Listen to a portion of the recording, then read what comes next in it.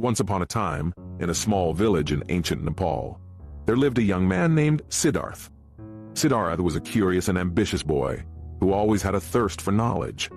One day, he heard about a wise old Buddhist monk who lived on the outskirts of the village and was renowned for his profound teachings on the power of silence.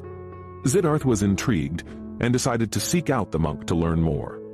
After a long and arduous journey, Siddharth finally reached the monastery where the monk resided.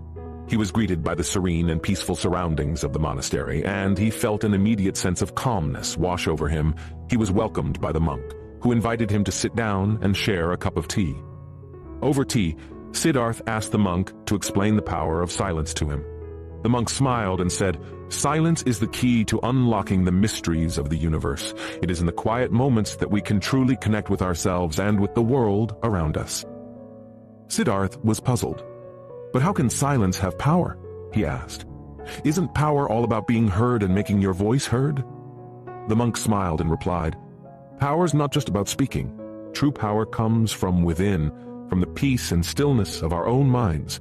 When we are at peace with ourselves, we can achieve anything we set our minds to."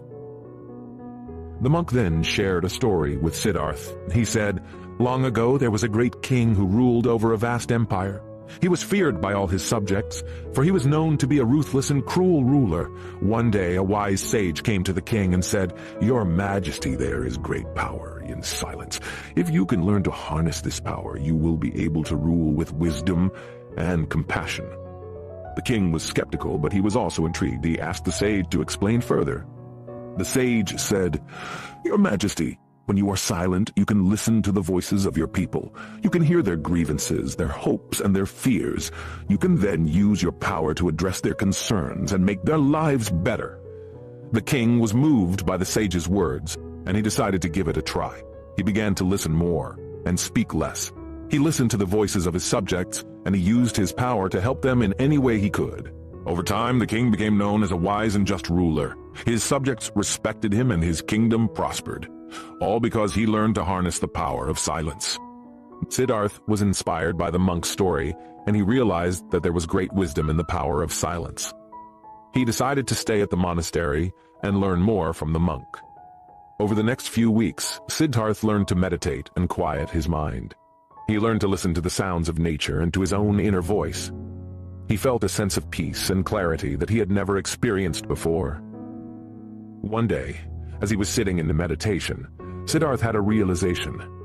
He understood that the power of silence was not just about being quiet, but about listening deeply to the world around him. He realized that when he was silent, he could hear the voices of the universe speaking to him. He felt a sense of oneness with everything around him. From that day on, Siddharth lived his life with a newfound sense of purpose and clarity. He knew that the power of silence would guide him in all his endeavors and that he could achieve anything he set his mind to.